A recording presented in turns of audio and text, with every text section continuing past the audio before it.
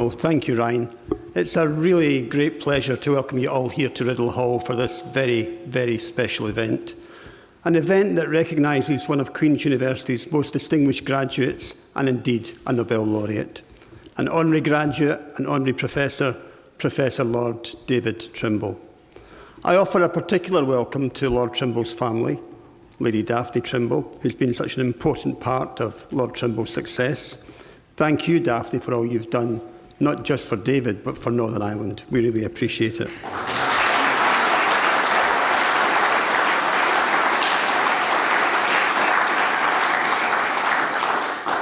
It's also a very great pleasure to welcome Richard, Victoria, Nicholas and Sarah.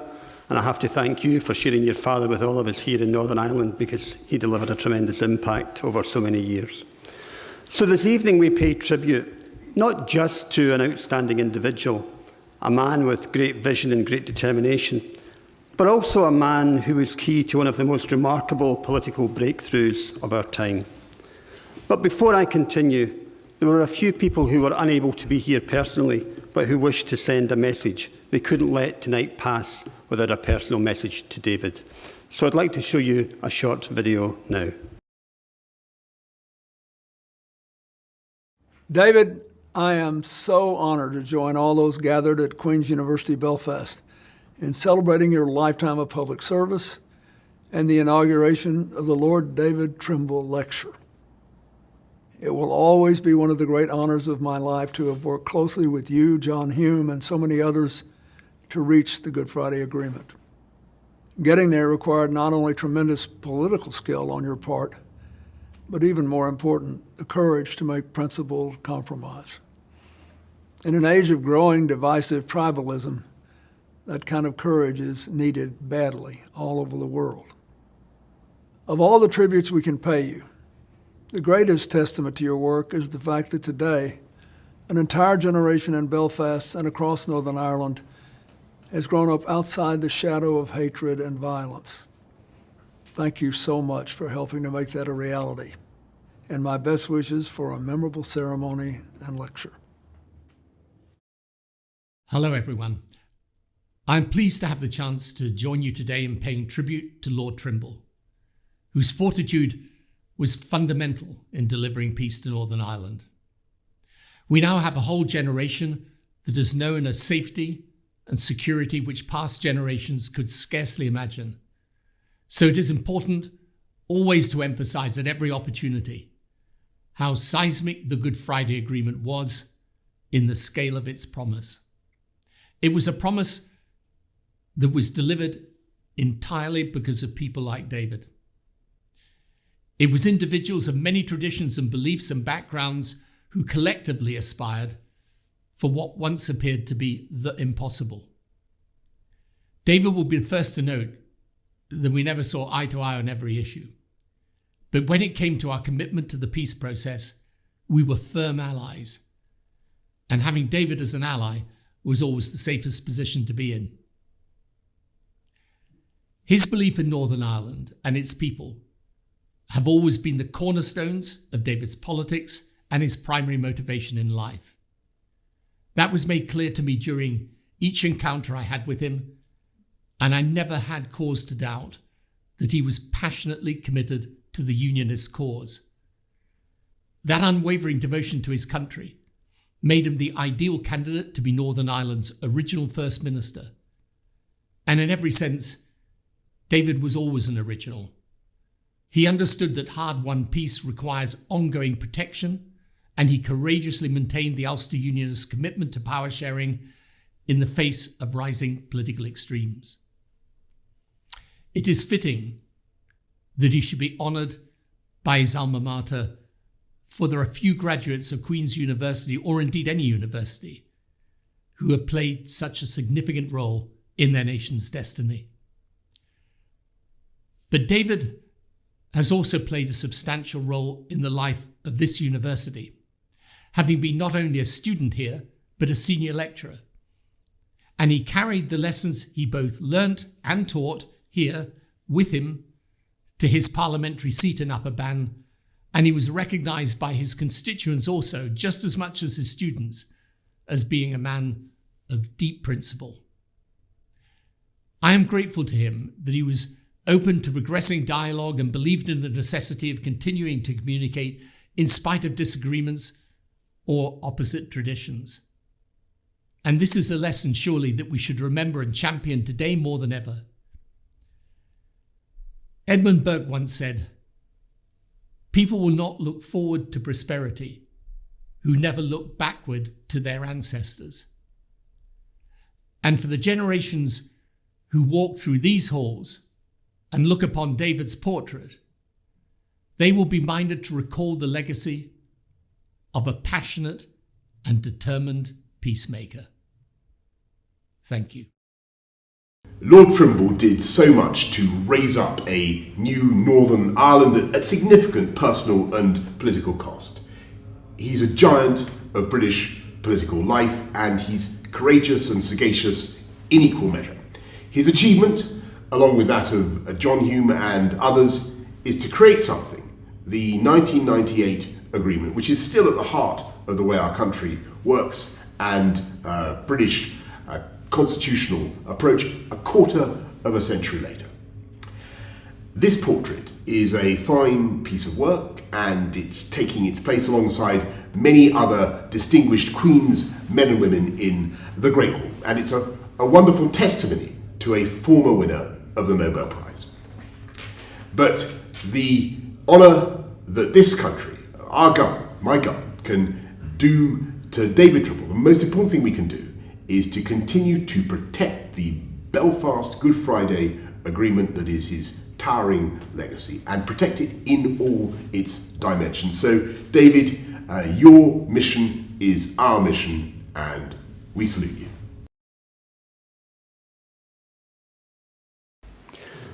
So, as well as video messages, David, there are a few that have come in written form.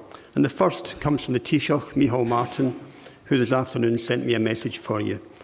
He said, "I'm very pleased to join this tribute to David Trimble, and it's fitting that it takes place here at Queen's University Belfast, where David Trimble began his career teaching law. His is a long and distinguished career in unionist politics and in the politics of Northern Ireland.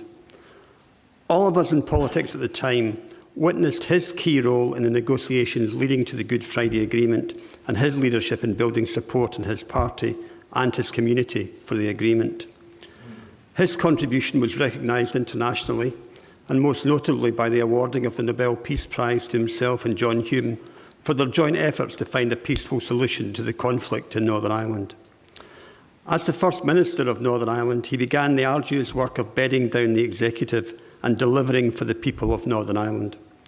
In his speech accepting the Nobel Prize, Lord Trimble spoke about the politicians of the possible, and I would like to use that phrase tonight, which I think sums up the David Trimble we all know, and it speaks to his achievements over many decades, often in challenging circumstances. The work of reconciliation begun in the Good Friday Agreement continues, and as new generations pick up the mantle of this work, it is fitting that we pay tribute tonight to David Trimble for his central contribution in setting us on the path to peace and reconciliation. From the other side of the Atlantic, Senator George J. Mitchell also sends his best wishes and a message. Dear David, I deeply regret that I'm unable to be with you tonight in person, but as Chancellor Emeritus of Queen's, I'm delighted that your lifetime of political and community service is being recognised this evening. The wonderful portrait by Colin Davidson that will hang in the Great Hall and the establishment of an annual lecture in your name will be lasting and fitting testaments to the remarkable contribution you've made to your beloved Northern Ireland. Without your bravery and that of John Hume, your fellow Nobel laureate, there would be no Belfast Good Friday Agreement. Your commitment to peace was one of the major cornerstones of securing the world's most successful peace agreement after 30 years of conflict. The determination you displayed in ensuring its sustainability, despite the challenges before, during and after the deal, demonstrated true leadership of historic importance that saved hundreds of lives and changed for the better thousands more. Remarkably, your work at that most significant of times is only part of your story. Your contribution as an academic, barrister, MP, leader of the Ulster Unionist Party, MLA, First Minister and now as a peer exemplifies outstanding public service. You should be proud of all you've done and achieved during your long and distinguished career. Tonight, we pay tribute to you and Daphne. Everyone who has benefited from or been involved in the pursuit of reconciliation owes you both a heavy debt of gratitude for the personal and political sacrifices you've made in delivering the peace that the people of Northern Ireland enjoy today. I send you good wishes from the United States and hope to see you again soon. With kindest regards, George Mitchell. There are also messages from the UK Government, and I'd ask Conor Burns, Minister of State in the Northern Ireland Office, if he would like to say a few words on behalf of the UK Government. Conor.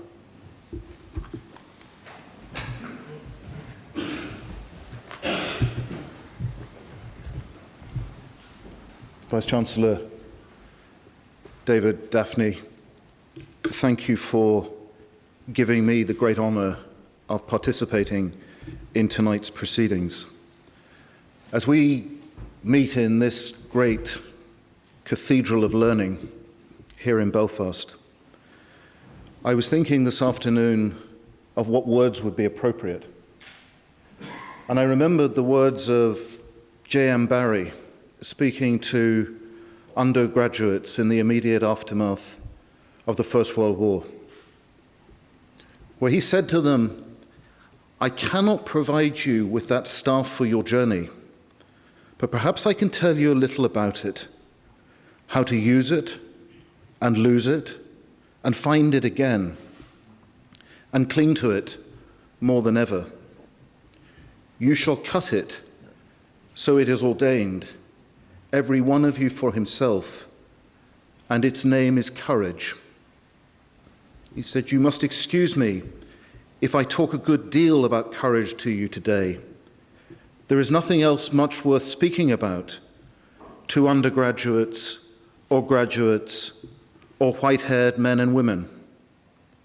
It is the lovely virtue, the rib of himself that God sent down to his children."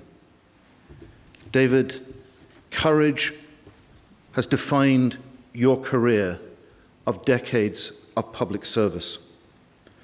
When I returned to Northern Ireland in my role, I visited my old primary school on the Antrim Road in Belfast. And one of them asked me what was different about today from when I was there. I told them two things. Firstly, half of them were now girls, and they were all boys when I was there. And secondly, the walk that I took to school, where we saw the army, where we saw the police in armoured vehicles, where we lived under the cloud of threat and fear, that cloud of fear and threat has lifted and given way to the peace you helped deliver, because you had the courage to compromise, the conviction to lead, and the audacity to dream. Last week at Wilton Park, we gathered at a conference to envisage what the future decades would hold for Northern Ireland. One participant said, "Our greatest obligation as human beings is to be good ancestors. How will history remember you?" Tonight, we answer that, David. Your place in history is secure, as indeed is your place in our hearts. We gather to thank you, but in thanking you, I always remember the words of Sir Humphrey to Bernard in Westminster, where he said that gratitude is merely a lively expectation of favours to come. So our enduring tribute to you, the best thanks, the enduring gratitude that we can give, is a commitment to build on your work and to continually strive for an even better Northern Ireland. And in doing that, David, we will have something that you didn't have. We will have the courage of your example. We thank you.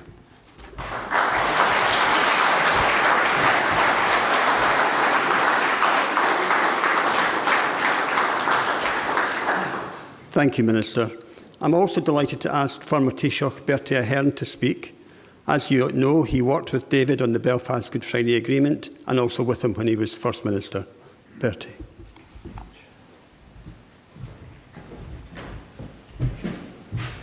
Chancellor, Minister, Lord Trimble, Lady Daphne, distinguished audience, it's a great honour and a privilege to be here with you, David, both for the Lord Boo's lecture and for Colin Davidson's excellent portrait, which I got a sneaky look at.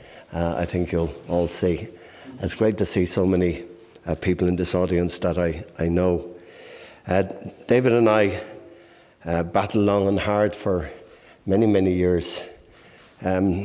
We agreed on everything, as you all know. Never had any arguments, and managed to have some fun along the way as well. But on a serious note, it's a time always to reflect. And as you've heard from some of the people who were involved with us, for 10 years, David and I were closely working together.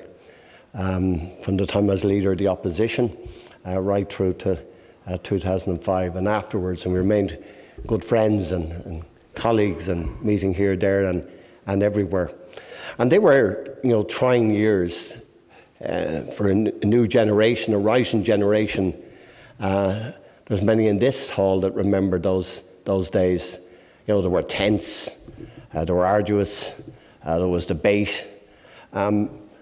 Big prize on offer if we could get it right. And I suppose, as Mandela said, that it's only when something is solved that people realise how it happened. But along that way takes some special people. And I think every line and every paragraph and every day there were issues. And David and I think probably he and I know it, but Daphne knows it, we opted in, whether it was Hillsborough Castle Buildings or London, where we had our first meeting in a coffee shop in the full public view of Londoners, back to me going to Glengall Street, first politician to be there in a while at that stage at your invitation. We dealt one-to-one in lots of the meetings. And I was able to share my problems and David his problems, and between the two of us we had plenty of them. Plenty of people who didn't believe this was right or that was right or the other was right. But you received the Nobel laureate, David, because you and John Hume were strong, were brave, were committed, were dedicated, were prepared to look at the bigger picture, fight every inch of the way, no unknown pushover, but still able to do that. And David, I'm delighted to be with you tonight to say, thanks for your friendship, thanks for the camaraderie, thanks for all the heartaches you gave me, and all the fun along the way. And to Daphne, I must say, Daphne, I would have never got through all those Ulster Union Saturday morning council meetings except for you, because you told me everything would be okay, and I always believed you. We had excellent times. But David, as I said to you down the hallway, we were talking about your 20 years of leadership here, lecturing and bringing people through the hard task of commercial law, property law that you used afterwards with Seamus Mallon, going through legislation in the Commons. These were tough times, but what you achieved in Northern Ireland today, the huge tourist numbers, the investment, the amount of construction that I saw today, driving here, these are things that happened because you were a brave man. You were prepared to stand up. You were prepared to say, there's a road we can go, continue with the old stuff, or take a chance with the new stuff. You did the right thing, David, but it took a tough man to do it. I honour you, salute you, and thank you for your friendship.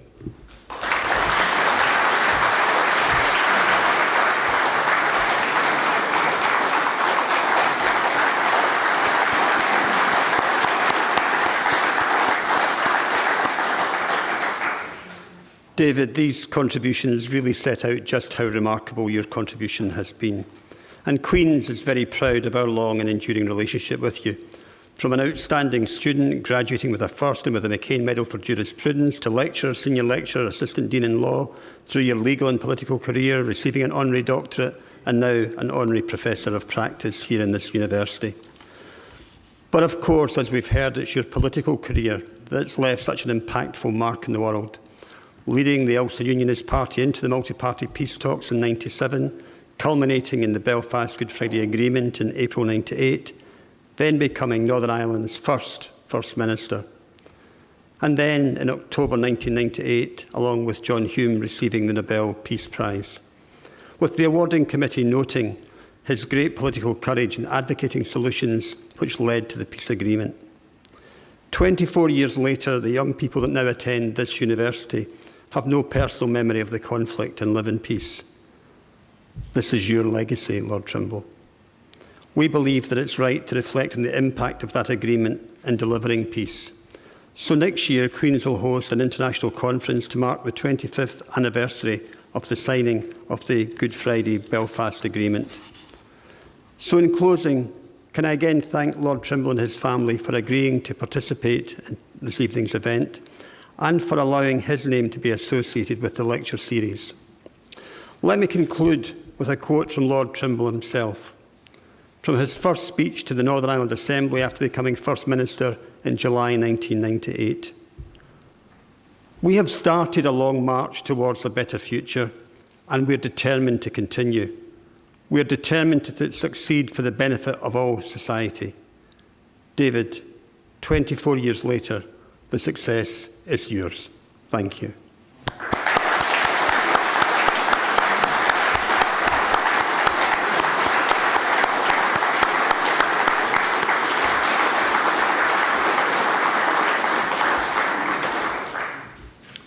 Now, before we move to unveiling the portrait that you've all heard so much about, I thought it would be appropriate just to give a small token of appreciation for Daphne, and I wonder if she could come up to receive a small gift from the university.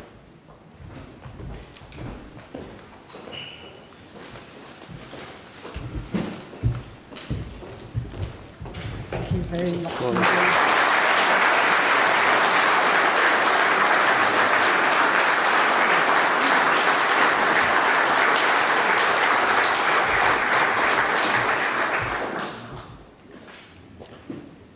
Now, I'm also delighted that the Chancellor of our sister university, Ulster University, Dr. Colin Davidson, has agreed to create such a remarkable portrait of Lord Trimble. The portrait, as I think all of you know, will be displayed in the Great Hall as a permanent tribute to Lord Trimble. But before unveiling the portrait, I now invite the artist, Dr. Colin Davidson, Chancellor of Ulster University, to say a few words to the audience. Colin.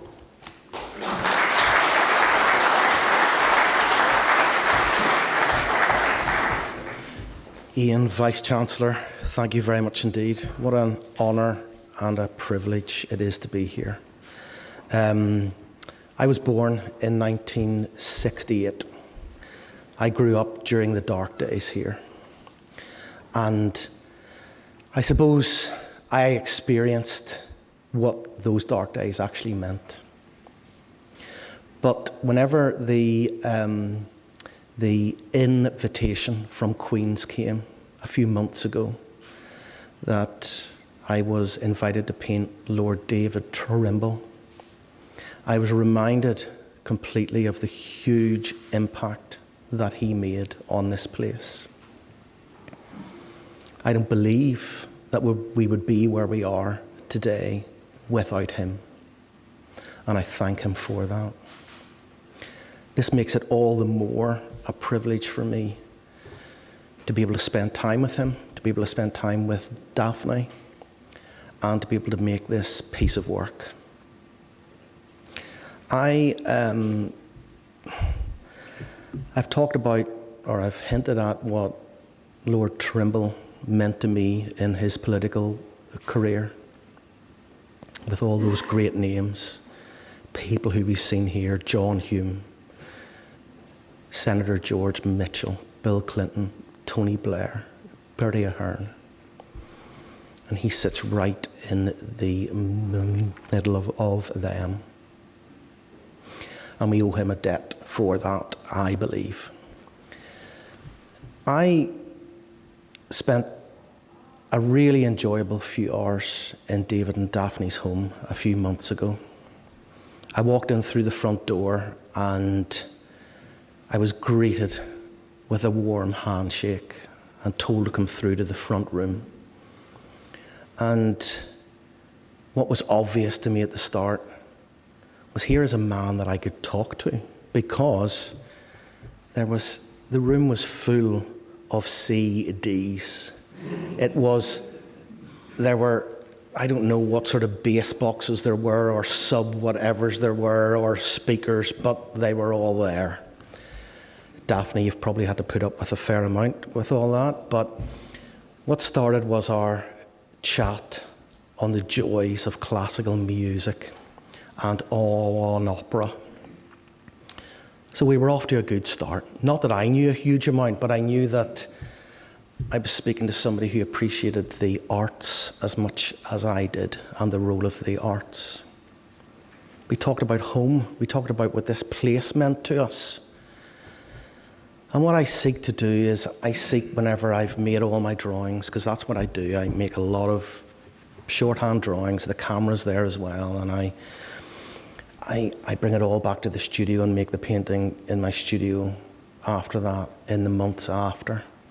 I sought to build that into the painting as well, this unexpected experience which I had.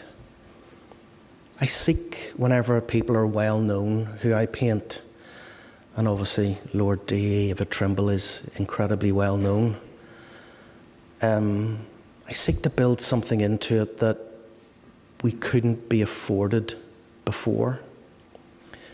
And I hope that everybody can see that as well. This is a painting of a great statesman, somebody who we owe a debt to in our society. But it's also a man who loves classical music, who loves his home. And whenever we look into the eyes here, I'm brought back to a conversation which I had just outside here, where we were talking about David Trimble during those important days, around 97, 98.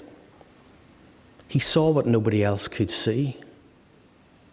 And what I hope is that as you look into his eyes here, you'll maybe get a glimpse of that as well, and what that means to us here. Lord Trimble, thank you for the privilege. Lady Trimble, thank you too for the tea and for the privilege as well. And I'm now going to call upon Ian to come and gather the right group up to unveil this portrait. Thanks to Queen's too. I should say that this is absolutely the right place for this painting to hang, and it is absolutely the right place for the lecture series to be as well. Thank you very much.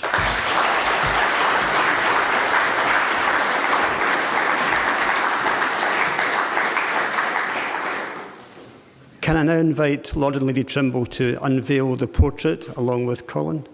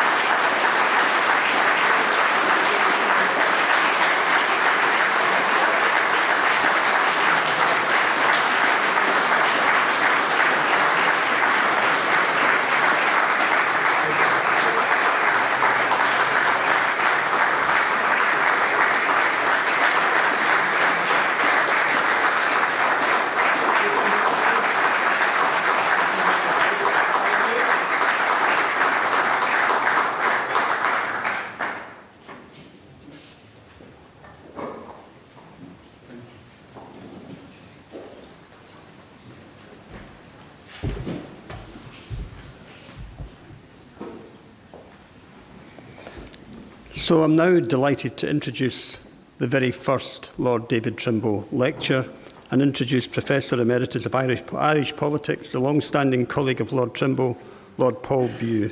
Paul, over to you.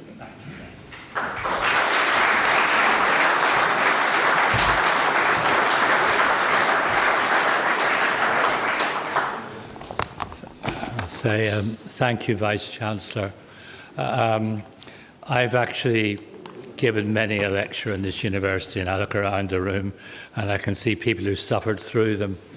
I can assure you of one thing: I've never felt so emotional or so honoured to be asked to give a lecture for my friend Lord Trimble. It really is something that really makes me feel profoundly moved, and I'm very grateful, Vice-Chancellor, for the offer from the university to give this lecture, the first one in this series. I have to say a great deal has been said about David Trimble and written about him, and the first interesting biography is that by Henry MacDonald, the Ireland correspondent of The Guardian. Then came Dean Gotson's superb, monumental and enduring book, Himself Alone. And then Frank Miller's book, which is a fascinating attempt by means of an artful interview technique to reconstruct and illuminate the Trimble worldview. Those interested in that broader picture should turn to those books, and also the collection of David's speeches alluded to by the Prime Minister, raising up a new Northern Ireland.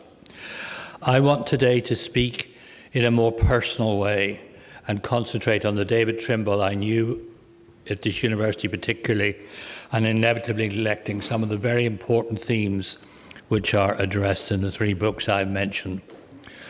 When I first met David Trimble in 1979, he was Assistant Dean of the Law Faculty. I knew that he'd been involved in unionist politics and the vanguard movement in the very violent mid-70s. I knew that he was a strong unionist, but also a supporter of voluntary coalition with the SDLP at that time. But at that moment, he was above all an active academic. What struck me about him was his intellectual curiosity. He read the heavyweight Cold War journals, if we want to put it like Encounter, avidly. But at the same time, he was fascinated by the highly original pamphlets produced by the Irish Communist Association organisation, which challenged the traditional Republican and nationalist view on Northern Ireland. David, I should say, rejected binary opposition to his taste. He was a mad follower of Elvis, a big Elvis Presley fan, but, as already been said, also an even bigger fan of classical opera. And there was always this variety and uncertainty. You didn't know quite what you were going to get in a conversation with David. There was a subtlety, a humour, and by the way, in the last few years of after the Good Friday Agreement, we need a lot of gallows humour. In the period 2001, 2002, 2003. And it was always there when he was relaxed with friends. And I just, always that complexity, always the slightly surprising attitude or taste. And a warmth was always there. My main memory of the 1980s was often seeing David standing in the corner of University Square or going for a coffee with Edgar Graham. And occasionally they would stand and stop and talk to me, which I was actually quite touched by because I was much more left-wing than they were. My hair was at least 5 times longer. We could have a chat, and I actually greatly appreciated it. Edgar was not the first Queen's academic to be murdered, murdered near the steps of the library. Dr. Miriam Daly was murdered at her own home before that. But I was deeply shocked by that event, as was David. David used to say, and did actually say it, I think, publicly at the Ulster Unionist Party conference in 1999, that if Edgar had been allowed to live, Edgar would have been the leader of unionism at that moment, and he would have been happy to support him. David frequently said it. And Edgar Graham was a cool, Oxford-educated, very precise lawyer, like David, also a very firm liberal unionist. Now, I'm mentioning Edgar Graham's family, who always supported David in these difficult deals. I've just remembered Robert Bradford, the MP for this part of town, the South Belfast, and Nora Bradford leaving in at the house when David came back from the dramas of the Good Friday Agreement negotiations. There was a note from Nora Bradford saying, "Stand firm, David, stand firm." And I do think these are remarkable stories of human dignity and generosity. And David led that, was the focus of it, but he wouldn't say for a minute that he was the only person involved in that process. Now, what struck me, as I say, most about him in those days was his interest in left-wing ideas, ideas generally, and left-wing ideas in the case of the ICO. He read widely, but I've got to be honest, the thing that separated David from me was the fundamental clarity and the importance of his legal training. And that was important to the obvious political successes of David as a politician. And why he was so confident about the Good Friday Agreement and his constitutional structures. David could see that, for example, that the formula offered in the framework document on the Irish constitutional claim and territorial right was not adequate. And in the end, with the then Taoiseach, who we're so lucky to have tonight here, Bertie Ahern, a more substantive and radical and democratic solution was actually negotiated. And David was always clear in his mind as to the resolution of these constitutional issues, and that was his great strength. He never really doubted, in terms of legal constitutional terms, what he was doing. His critics within unionism have tacitly, over time, in the last almost 25 years, accepted he actually got these big issues right. The Good Friday Agreement is the template. Everybody now accepts, even when it's down for years at a time, nobody thinks there's any other way of governing Northern Ireland, and everybody now knows that, again, where the question is, are we going to be able, in the next few weeks and months, to get it up again on its feet? And that's a tribute to the work that David did. All parties in the unionist community now draw on the Good Friday Agreement, which in some cases is not a long-held commitment, but nonetheless is now a totally and widely held commitment. It's particularly important, as David did recently, to stress Article 1, Para 5 of the International Agreement. It's this article which states here that the UK government has a duty to avoid alienation of either community. Hence, the current legislation going through at Westminster, the Irish language, which is what the majority of the nationalist community sincerely want. And hence also the legislation launched this afternoon by the Foreign Secretary to deal with the protocol and to make significant changes to the protocol and the way it operates, fix it, not nix it, as of course in the Prime Minister's journalistic phrase, but accurate enough, listening to the Foreign Secretary this afternoon. Fix it, not nix it. But again, it's what the majority of the unionist community wants. And that is the logic, and that's what the international agreement states, is what the government with sovereign power, and that is the United Kingdom government now, has a duty to do under that agreement. His unionist critics would say that he got the politics of the gun wrong. And it's a serious enough argument. IRA commissioning was delayed until the middle of 2006, in fact, I think. Police reform was controversial at the time and regarded by many unionists as disrespectful to a police service which had lost over 300 members. And David Trimble, of course, had no veto in this area. He had no capacity in the way that he had, in a way, in talking to the Taoiseach to say, you've really got to offer this on the constitutional claim, otherwise you've nothing. There was a kind of a veto there, which Trimble did have, but he had no veto in things like decommissioning, police reform, and so on. One thing he did was to manoeuvre as much as he could to bring forward the moment of decommissioning, and he did successfully do that. But, you know, it comes down to one thing.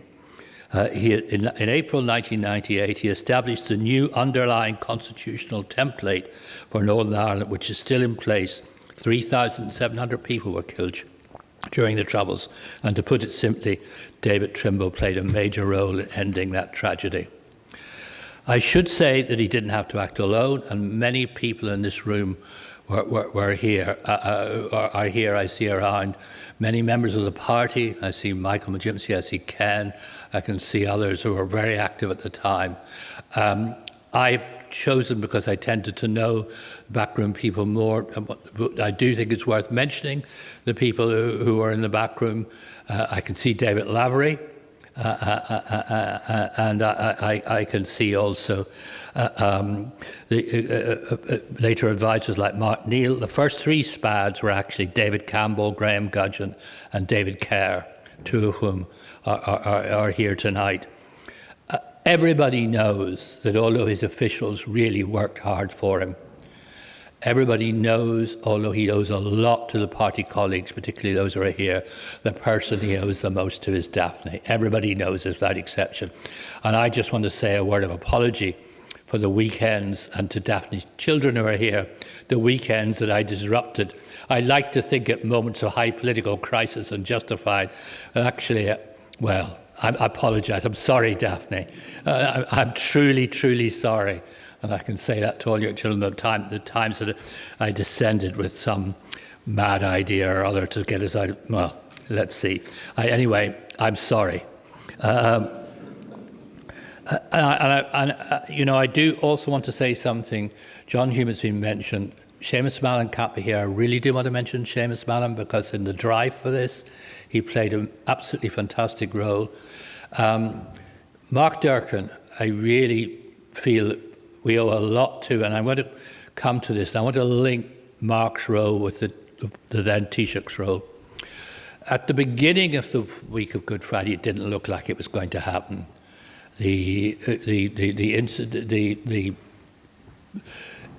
I think it is probable if the Taoiseach wanted to say, I have an understanding with the British Prime Minister, and he signed off on this, and therefore I'm not moving, I think the then Taoiseach would have had a case, because I think that there was an understanding in London over the weekend, probably slightly casually arrived at, as to what the North Side arrangements might be. And it clearly was not saleable to mainstream unionism when David saw it on the Monday.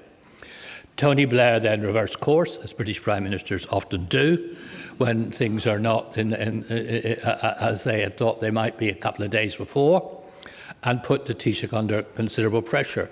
And the Taoiseach might well have said, I'm well aware, for example, your mother had just died. You might well have said, no, sorry, last Saturday this was all right.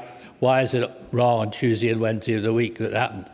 The Taoiseach didn't do that. And that was one of the main things. It's that willingness to compromise, to be flexible, to consider the other person's point of view, which is so central to Bertie Ahern's career.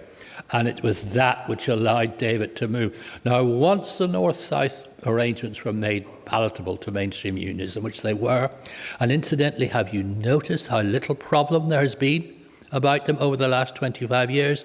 And to be fair to the current leader of the Democratic Unionist Party, he said in the Irish Times a couple of years ago, if we could get our current problems sorted out, I'm up for extending and deepening North-South cooperation.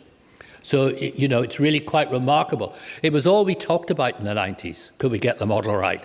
And the model was got right, and we owe an awful lot to Bertie Ahern, who's here tonight. But at that point, I remember David and others saying, now we have to make a deal, now we have to help the SDLP.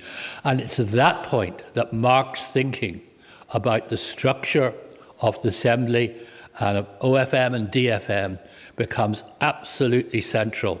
And I want to say this partly because Mark is a former student of my old department, that we did actually produce somebody who could handle policy and was a serious policy wonk. And on this occasion, it was really vital.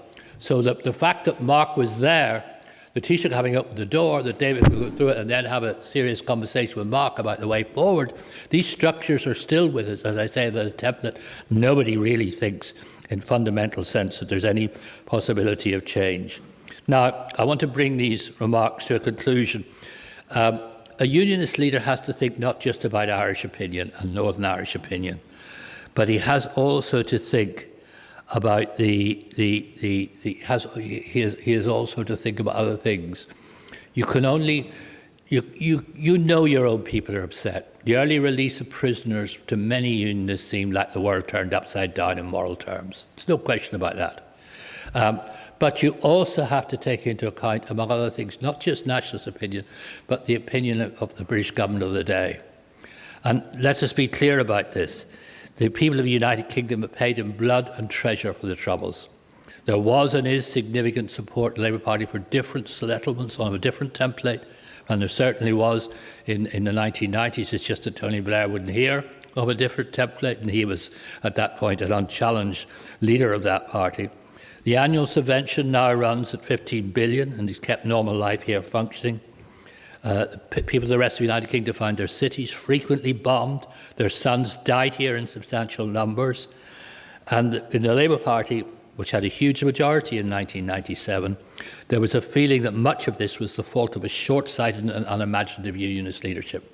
It's just a fact. That was the reality. You could say it's a bit unfair, but it's the actual reality. Tony Blair made it clear in his Balmoral speech 25 years ago that he valued the union. He was not neutral on the subject, but even so, it was essential for the then leader of unionism, David Trimble, to work with the Prime Minister, even if at times that Prime Minister could be unreliable, in order to secure a stable dispensation for Northern Ireland within the UK. The strain of all this weakened the Ulster Unionist Party quite dramatically.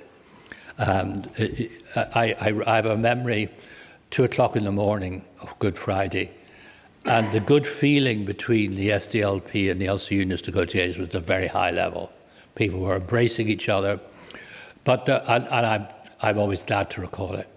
But let me say that there was also an element, an assumption about the future, which was that both parties would be rewarded for making this incredible breakthrough. And we all know that they weren't really rewarded in the way that was assumed that morning by the respective electorates in other communities. That's in part because the electorates in other communities didn't quite expect the deal. There was an element of top-down. This is why people like David and Mark are so important. There was an element of people in leadership saying, this is going to happen.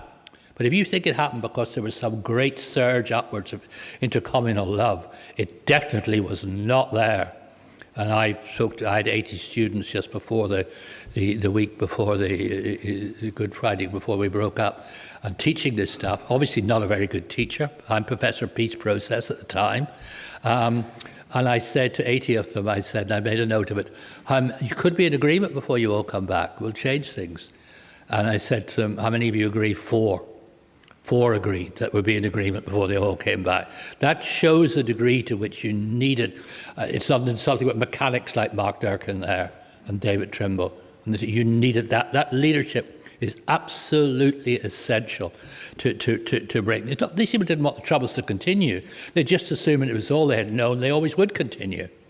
And they also still didn't much like the other community and whatever it was saying, which is one reason why they were so happy to turn to people who would deal in a tougher way with the other community's problems. Finally, there is the matter of facing up to historical failures on one's own side. That David Trimble chose to acknowledge that Northern Ireland had been a cold house for Catholics in his Nobel speech. It is remarkable that he did so. Even more remarkable, he did it before the largest international audience ever addressed by a unionist leader. This was an act of good authority, to use the phrase of Owen Harris, like Ruth Dudley Edwards, a strong supporter in the Irish Republic. There is no disguising the fact that we now meet at a time of renewed political crisis in Northern Ireland. Brexit has destabilised the relatively stable political world which David Trimble helped to create. All parties want to stay in their comfort zones, quite understandably. But David Trimble's career shows that caution and defensiveness is not enough. To force the pace on decommissioning, He had to enter an executive and then leave it with UK government support when the challenge he'd laid down was not responded to by the IRA.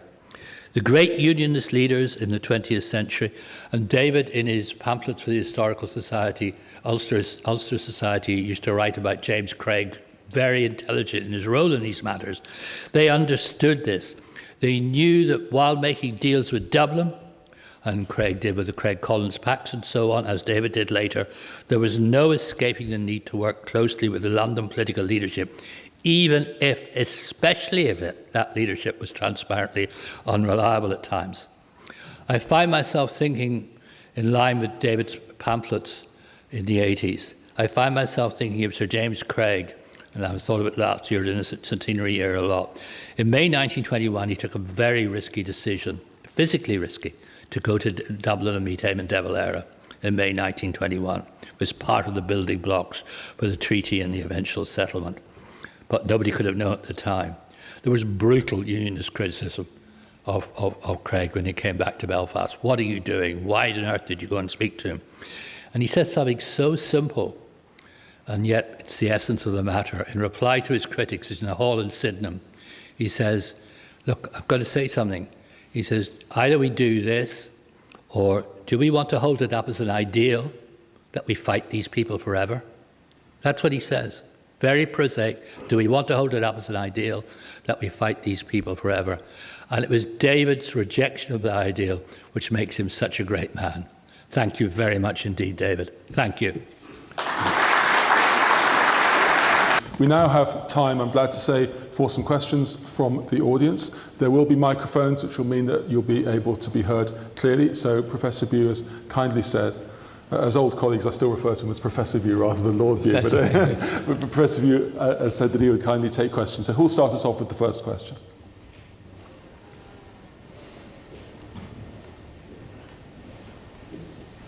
There's one at the back here. Thank you. If a microphone can come through. Thank you very much.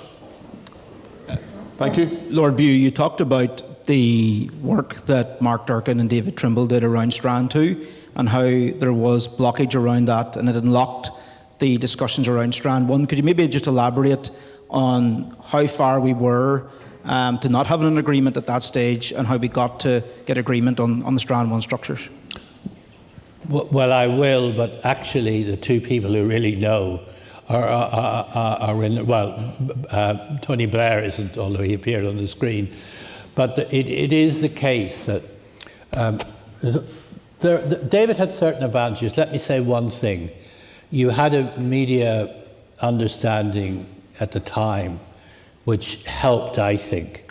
Ken Reid always understood exactly where it was for UTV, exactly where the debate was, and so also did you know, well, there were certainly other journalists who did understand it. What and that also meant that you could send out quite subtle messages during that week. I also think, by the way, another advantage, the Alliance Party at that time, and the way that Sir Oliver Napier and Lord Alderdice operated. That was a major moment when Sir Oliver Napier intervened to say to Tony Blair, you can't expect unionists to accept this particular menu on North-South cooperation. So there were a number of things going on which, to be fair to contemporary unionist leaders, they don't actually have. They don't have quite such a I think the media was more on top of the detail and the subtlety of the movement, and as I say, the role of the Alliance Party, which saw itself self-consciously as a bridge between the two communities, and doesn't see itself in that way now to the same degree. It has a different self-image, for good or for ill, but it doesn't see itself in quite that way. So there were advantages. But the greatest thing, I think David would accept this, is the Taoiseach and his willingness to be flexible. Thank you very much, Paul. Next question. While people are crafting their questions, let me ask one then, Paul, myself. You talked there about the longer history of unionist leadership and unionist politics, and in previous lectures I've heard you talk about the fact that in modern Ireland the two great defining moments were the 1998 moment and the 1918 moment. Could you say something about Lord Trimble's contribution in that longer framework? Because it seems to me that in the longer history of unionism in Ireland, as well as in Northern Ireland, it has a huge place in that longer context. Yes, I mean, there is a certain connection, but what the 1918 moment means in terms of the decision by the majority of the Irish electorate to vote for, by a substantial majority of the Irish electorate, what it means is, above all, that Ireland, it's the end of high unionism. It's the end of a concept that the union, which was the original concept, would be the best thing for all four nations, and you could bring the four nations together behind one imagined unity, and that was doable. And it's finally gone in 1998. Now, what 1998 is about Irish nationalism saying that coercion is not the way forward with respect to Northern Ireland. That people have often said to me that why bother about the territorial claim? It meant nothing in international law, nothing in international. Northern Ireland was recognised as part of Northern Irish government by the Irish government in the Tripartite Treaty of 1925. You can't undo that by changing your own constitution. It meant absolutely nothing in international law. Now, what was the point? So why did we?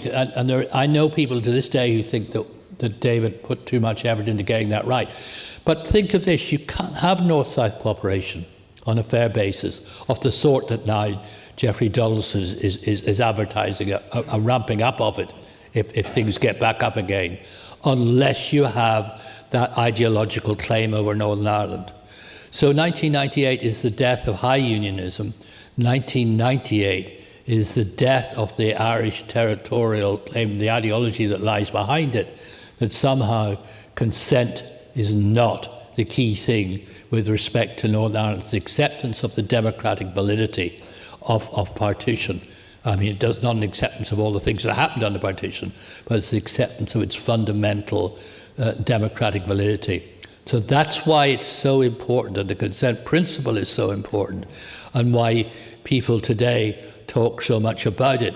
And the consent principle, I mean, what I've just said, I hope shows you that I'm not convinced that certain types of very high unionist arguments have reappeared in recent times about the Act of Union, Article 6. I'm not convinced by that at all. The Act of Union's language on trade is completely changed by the Government of Ireland Act and further changed by the legislation flowing from the Good Friday Agreement. I'm not convinced by the high unionist any more than I'm convinced by the high Euro legal theory, which says that no matter what common sense you think a particular passage of the protocol means, it actually just really means the European Union is right in all cases of dispute. And there's a high Euro legal theory which is equally abstract and equally harmful to actually getting this situation sorted out here. So, but it is the end of high unionism, but the principle of consent is central. And if I could just add one thing that's very important here, and I listened, which does show David's absolute centrality to modern British politics. I was listening to the Foreign Secretary in my car as I drove here, and what she was talking about was Strand 3 and how the way, and there really isn't any doubt about this, the way the protocol currently operates is in conflict with the way that Strand 3 says relationships should be between Northern Ireland and the rest of the UK. The reason why there is a Strand 3, and Mark will agree with me on this, is David. It was in the Heads of Agreement in the Christmas before that he insisted on the Strand 3. He insisted this is not just about North-South relations, this final settlement. It's about East-West relations as well. It's about the relations between the two islands, not just about getting those right, not just about getting the relationship between North and South right. That is essentially the thing that he drove more than any other politician. It's at the absolute heart of the debate in the Commons this afternoon. I don't know how it's gone. But again, it just shows that David Trimble is a major, major figure. That is David Trimble's work essentially alone in driving that. And it is at the centre of the debate in Parliament today, a major figure in British politics. Thank you, Paul. There's a question here on the right, if the microphone could go there. Thank you very much. Thank you, Joanna. Thank you. I think I'm the only person in the room that had the temerity to stand against David Trimble in the 1990 election. My question would be to Paul. The Labour leader, Sir Keir Starmer, says he supports the union. Does the Good Friday Agreement give him a mandate to stand on the sidelines and support the union? Well, he actually said more than that, of course. He said that he was not neutral. He would not be neutral in the event of a border poll. And there was then a big debate in the Labour Party. Nobody seemed to remember what Tony Blair said in Balmoral, where he actually makes it quite clear that he's not neutral on the union and values the union. And he talks about the upcoming devolved settlements, Scotland and Wales, which he was hoping to bring about. And he says he sees this all as a package designed to strengthen the union. Now, there is a school of thought in the Labour Party, which you have to respect, which decided that Kevin McNamara was wrong when in the 90s he argued that the Labour Party should be persuaded for Irish unity. And a lot of Labour Party people think that's it, we dropped that, but we're now neutral. And by the way, a lot of British people are that way. British polling has never changed. We keep on hearing new figures. They're not new. Essentially, the British people have always thought 1/3 thinks United Ireland would be quite a good idea, 1/3 really strongly supports the union, and 1/3 says whatever you're having yourself. And it's never changed throughout the long years of the Trouble. So it does actually matter what is said, and that's what Erskine's question is getting at. Starmer was quite clear he was not, in the event of any border poll, he would not be neutral. And he was absolutely clear about that. Other subsequent, we hear much less from the rest of the Labour Party, because the rest of the Labour Party thinks it's enough that we've dropped the Kevin McNamara thing and we're neutral, and we're not persuaders for Irish unity. And I would say a lot of Labour MPs are in precisely that place, rather than in being in the place where Starmer said he was, or where Blair said he was. And if Blair hadn't given that speech, and I can remember Ken Reid is here, his brilliant reporting of that, if Blair hadn't given that speech, that was the sine qua non to get the process going. It talked about, it says majority rule, finished in Northern Ireland. It says we have to have North-South cooperation that will make the nationalist community feel it's part of the whole island, and so on. All these themes are there in that speech. But there's also the fundamental declaration that he is not neutral on the union. And if he hadn't given it, David could never have even begun that work. And if we didn't have journalists like Ken Reid, who was there, who basically made sure that everybody, I'm looking at David Kerr at the back there, who was David's comms person in the early days, and he knows what I mean. He made sure that when people turned on their television at night, they were told what the Prime Minister had said and what it meant. Now the Prime Minister can say things and they just can be cut or edited out. Most recently talking about the scientific tradition of this university and so on. It's a different world now. It's a different world. Thank you, Paul. Got time for more questions. There's a question over here on the left from Steve Aiken. Thank you. Thank you very much. Thanks very much indeed, and thank you very much indeed for the words that come through. I think something that, as everybody in unionism feels very strongly, is that David has created something that is a message for all of unionism. But I mean that from all of the United Kingdom. How do we encapsulate the lessons that David set and what he's done, and how do we translate that to the future and looking forward? Because I know, and looking at Lord Trimble, and I've had the privilege to meet him many times, it's the future that he's interested in. And how do we ensure that we get to that point where we're able to bring those great lessons of unionism so that sets the standard for where we're going forward to the future? Thank you, Paul. Well, no, I'm probably going to go too far. But basically what I think is this. We had the major moment of taking a risk. And I can remember the moment and I have to say Peter Mandelson behaved very well when it became clear that you took the risk, decommissioning wasn't coming. You had to. A large part of the world believed that unionists were not willing to share power on an equal basis, right? And you had to take the risk to go in and show it, and then see if they would respond. And they didn't. And then David, the famous post-dated letter, David had to, the device was used, I think, more than once. David had to withdraw. And I personally believe, morally, politically, that was the correct choice.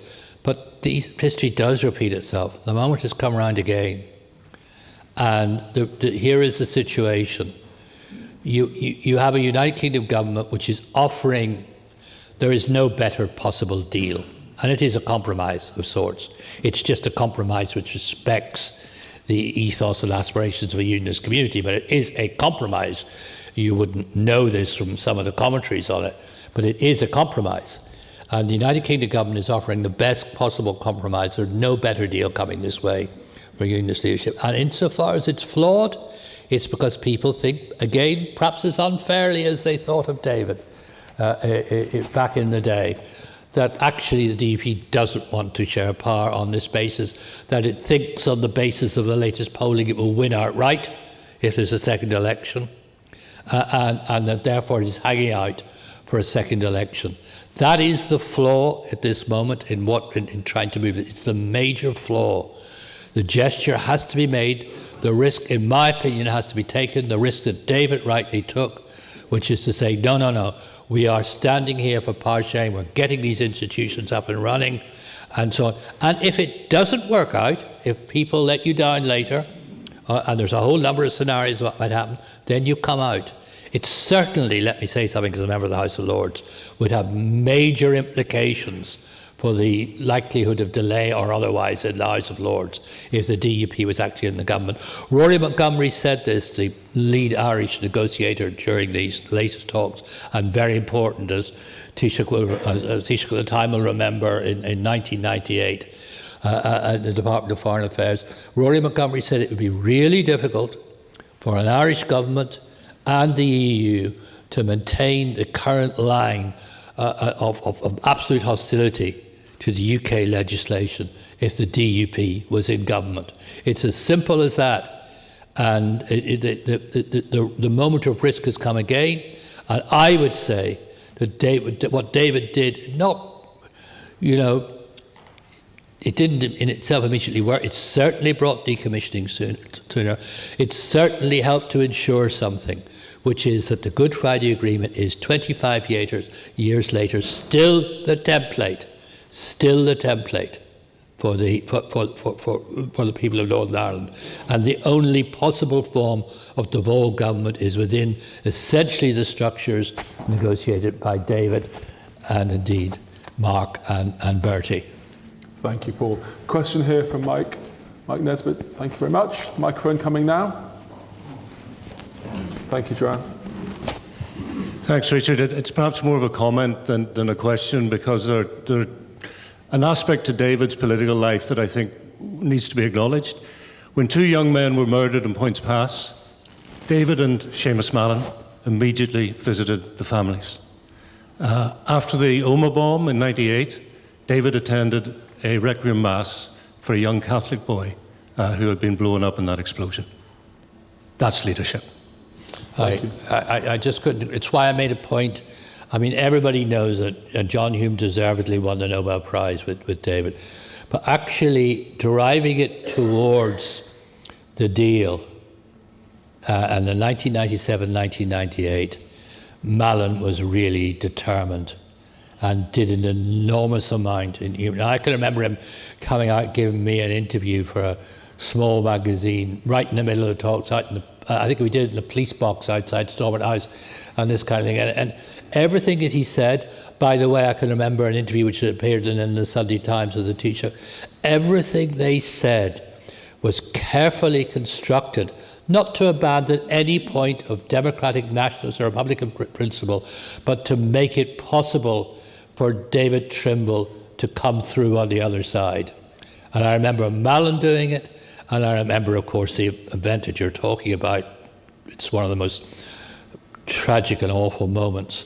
But I also remember, I can't praise Malin now, he's not here, but I can say, I remember how the Taoiseach, I remember seeing the Taoiseach in his constituency office. And we started talking about Manchester United, actually. But we did get, and every word you said was sculpted to give that little degree of space that allowed David to feel confident about moving forward. Every word was carefully sculpted. Thank you. Paul, towards the end of your talk, you spoke about the fact that in 1998, despite the enormity of the achievement, there wasn't an outbreak of communal reconciliation or affection. No. And we still, nearly a quarter of a century afterwards, have a very divided community. Yeah. Could you offer some reflections on the state of the problem there, and on some of the things that we need political leaders and political communities and all of us to do in terms of moving from peace to peace with reconciliation? Yeah, you see, I never believed that we were going to have reconciliation of the sort that many people have complained they didn't get. I didn't actually believe that we were going to get good government either, particularly. What I believed in, we would get peace. If you look at something like the framework document, I used to sit up with the late Sir John Chilcot, who was to some degree the author of it. And Chilcot would just say, well, of course it's not going to do a good government, it's just about peace. It's about, and the principle of the peace was that nobody could say, because of my background, I am being discriminated, I'm not being treated fairly in Northern Ireland. And it means the institutions are somewhat cumbrous and so on. I believe that's absolutely was the right thing to do. I'm not even now sure about, of course I'd love to see the reconciliation part of it. If you know, in my case, my mother's from Cork, my father's from Belfast, I'm all for this. I don't have a, and so on. But the truth of the matter is, I'm not waiting for it. What I'm waiting for is to get the institutions up and running, a stable form of government. And I do think there is a certain drip down that it does actually make it very hard to think we never go back to political murder as a normal way of doing business. So that's what, I mean, you're quite right to say, where is the NIO, of course, had a very ambitious, rightly a very ambitious conference at the weekend to try and think about the future and about reconciliation. And if it happens, personally, I will be absolutely delighted that two parts of my being will come together in a happy glow.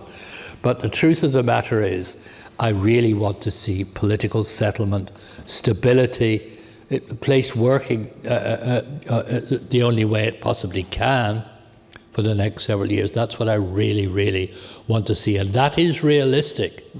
And at certain points during this, there are actually, to say that there was no moment of reconciliation and warmth, I do recall that moment, perhaps Lucian, the SDLP and the LCU at 2 o'clock in the morning of Good Friday. And they really were.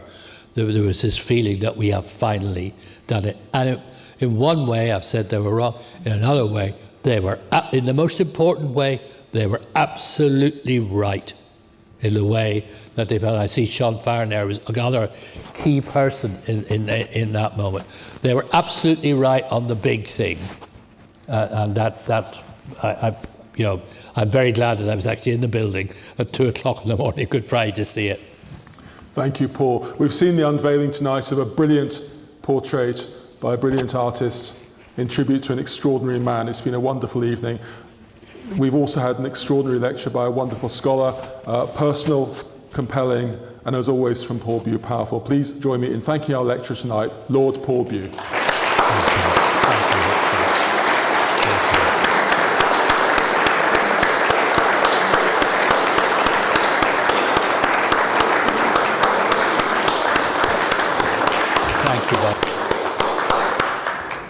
Ladies and gentlemen, that concludes our evening, but please can I ask you to join me again in thanking not only Lord Bew for a phenomenal inaugural lecture, but also to Colin for his captivating portrait, and of course Lord and Lady Trimble for making everything possible. Thank you all.